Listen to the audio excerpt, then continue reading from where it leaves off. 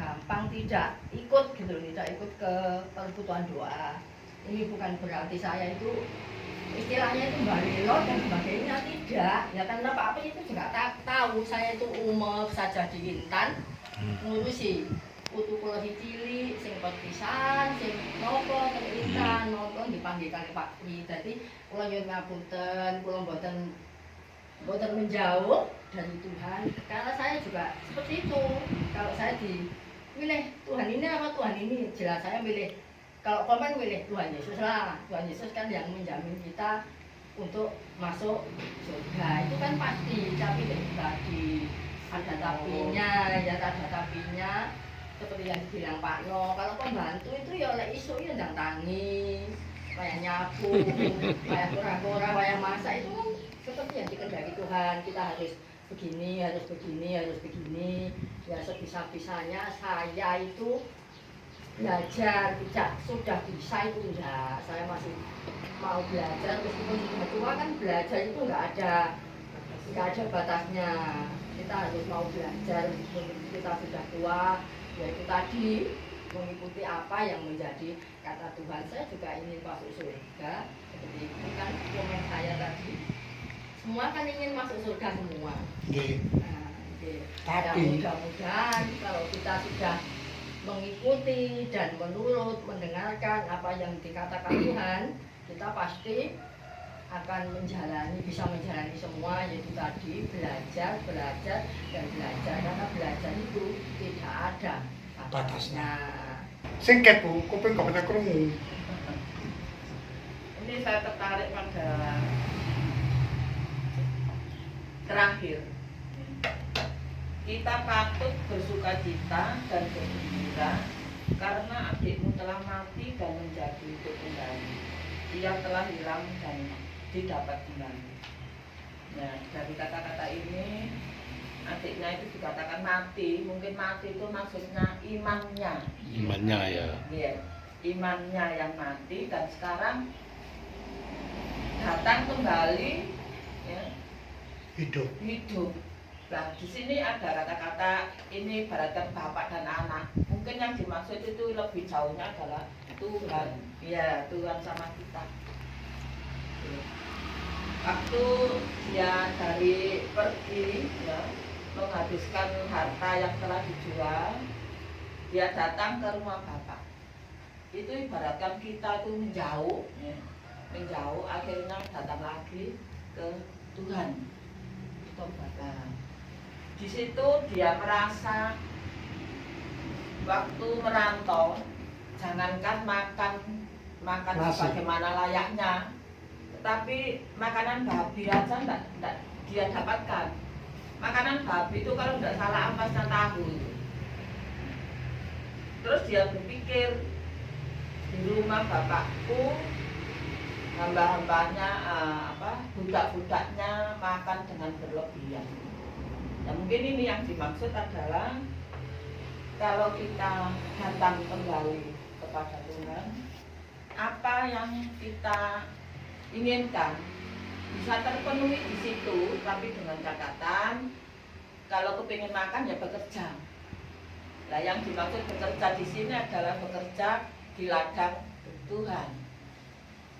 Nggak tenang ya. Terus dia waktu datang, ya, bapaknya menyuruh ambilkan jubah yang terbaik, ambil cincin, kenakan di jarinya, ambil sepatu yang bagus, diberikan kepada anaknya yang hilang itu tadi. Ini dengan maksud kalau kita kembali ke hadirat Tuhan lagi atau menghadap Tuhan lagi atau datang hadir Tuhan, maka Tuhan menjanjikan yang terbaik. Kita akan percaya bahwa rencana Tuhan itu adalah yang terbaik. Ada seorang keluarga mempunyai 2 anak, yaitu Barep dan Ruji. Nah, ini 2 anak tadi tidak sama, jalan pikirannya itu tidak sama,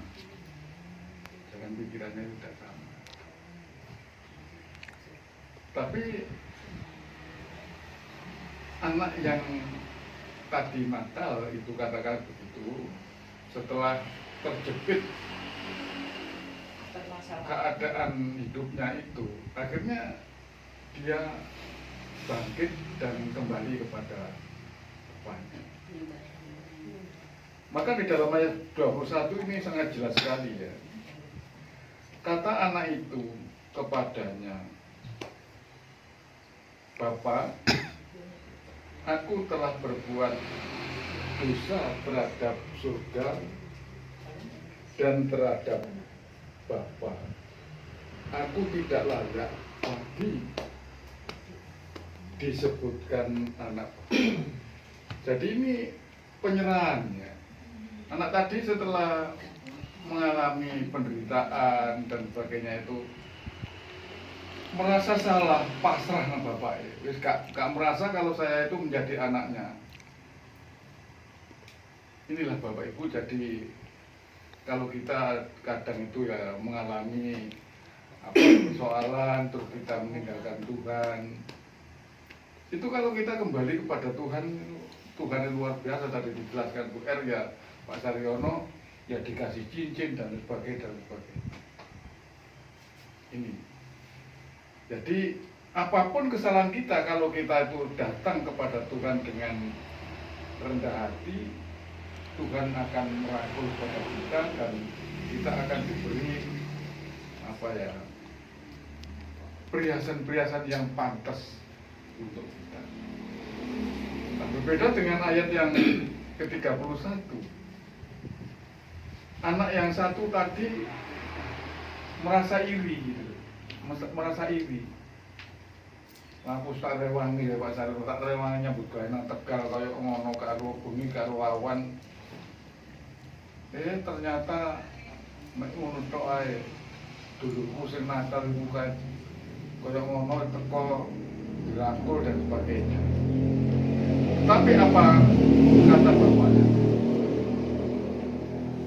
Kata ayahnya kepadanya, anak, engkau selalu bersama-sama dengan aku dan segala kepunyaanku adalah kepunyaanmu. Katakan, ini menggambarkan juga kita di persekutuan ini ada dua versi golongan. Ya, dua golongan. Ada yang golongan anak ragil dan juga golongan anak yang pertama. Artinya gini, seringkali kadangkala anak yang pertama, ini saya sendiri ya, saya sendiri. Itu seringkali bertindak seperti kisah ini, seolah-olah sudah merasa benar. Sehingga ketika ada orang jatuh, seperti adiknya tadi, sudah menghakimi. Kok enak Pak, iku sing mlakune ngono, saiki balik kok. Itu yang seringkali ada dalam hati dan pikiran saya. Ini terkait salah satunya kita bukan iri sebetulnya, itu bentuk menghakimi. Bentuk menghakimi. Padahal hak penghakim itu hak bapak. Harta itu milik bapak, bukan milikmu secara utuh. Memang kamu bekerja di tempat bapak, tapi hak bapak juga milikmu, tapi bukan kamu yang mengatur bapak kan gitu. Tapi seringkali kita yang hidup berjemaat, ketika ada jemaat lain yang jatuh, itu yang muncul komennya negatif. Itu saya sendiri kadang-kadang. Nah, yang pertama versi anak yang ragil tadi yang meninggalkan Tuhan, itu pilihan. Dan Tuhan mengajarkan untuk antara anak pertama dan anak yang kedua itu harus ada sikap merendahkan diri. Hanya itu tuntutan Bapak. Sekalipun anak yang pertama ini tinggal di rumah Bapak, tapi kalau dia sombong tadi, tidak mengakui dan tidak mau merendahkan diri di bapaknya, dia tetap oleh paido. sekalipun dia sudah bekerja. Mengapa aku luwih nyambut gawe ke bapakku? Seringkali kita sudah seperti itu ketika keluarga kita menghadapi pergumulan. Aku wis melok Gusti sauno suwene tahun-tahunan yo pancet ngene ae. Ini protes anak barep. Anak barep seperti itu. Nah, anak ragil tidak ya, anak ragil tidak protes, dia minta haknya. Aku kepengen kok kayak Tuhan, tapi dia memaksa. Bapaknya dipaksa pokoknya kayak gini, itu memaksa dia kayak ono hakku kan itu. Dan setelah dikasih sungguhan, dia tidak melakukan yang baik sesuai dengan karepe bapak sebetulnya, kelolaan dengan baik harta ini. Dan harta yang saat itu diberikan menurut iman Kristen adalah iman yang Tuhan berikan. Sudahkah iman itu dikelola dengan baik? Dengan beribadah, dengan berdoa, dengan perintah Tuhan yang utama yaitu salinglah engkau mengasihi. Ini sangat sulit sekali, berat sekali. Perintah Tuhan satu itu perintah yang baru yaitu untuk mengasihi. Bukan untuk membagikan harta, tapi untuk mengasihi. Mengasihi itu luas. Nah, waktu ibadah di tempatnya Pak Pri, waktu itu saya ceritakan kisah Pak Yu. HP tak blokir kan, saya kepingin tahu itu bentuk protes sebetulnya, saya nggak boleh sebetulnya. Bentuk protes saya. Nah, iya, ya itulah kedagingan. Saya kepinginnya memaksa Pak Yu sampai ucul. Tapi itu kan haknya Pak Yu sendiri mengambil keputusan. Seperti anak yang kecil tadi. Tapi puji Tuhan, Pak Yo seperti anak yang terhilang tadi. Dia sudah pergi sampai mau mangan ampas babi itu tidak diizinkan oleh pekerja yang lain. Bukan makan, dia belum makan. Nggak iso. Dia kepingin ngisi perutnya dengan ampas babi, tapi tidak diizinkan sama pekerja. Dane nolongsone ya. Nah, sukacitanya Pak Yo saat ini ada di tengah-tengah kita. Kembali waktu itu yang sudah mengambil keputusan untuk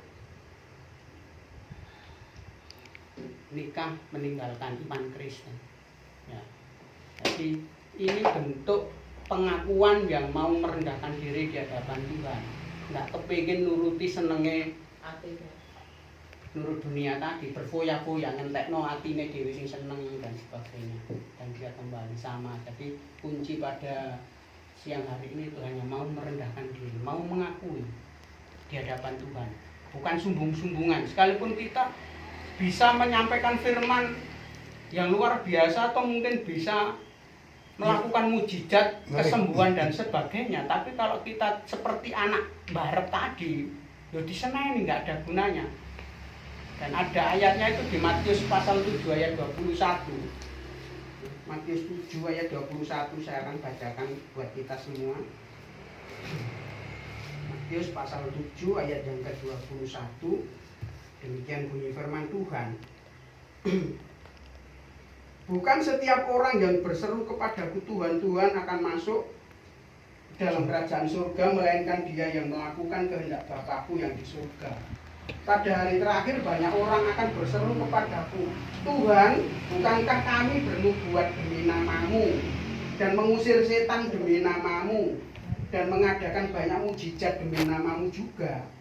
Pada waktu itulah aku akan berterus terang kepada mereka dan berkata, aku tidak pernah mengenal kamu. Enyahlah daripadaku, kamu sekalian pembuat kejahatan. Ini bentuk kesombongan yang ditinggikan. Ini lek aku sing ndongakno waras, gak mungkin bisa waras. Lek aku sing teko mrono ngunjungi. Ini yang Tuhan sampaikan pada siang hari ini. Jangan sampai kesombongan itu menjadikan kita ditolak Tuhan pada akhirnya. Dan untuk yang terakhir tentang upah, tadi Bu R menyatakan lek ngomong upah kok koyo ini nggak pantas. Tidak, memang itu perkataan Tuhan, upah. Ya, di dalam kitab Wahyu saya akan bukakan Wahyu pasal 22. Akan saya bacakan ayat yang ke-12. Sesungguhnya aku datang segera dan aku membawa upahku untuk membalaskan kepada setiap orang menurut perbuatannya. Siapa yang perbuatannya seperti anak pertama dan anak kedua, yaitu nanti Tuhan yang tahu. Manusia sesama kita tidak bisa menghakimi satu dengan yang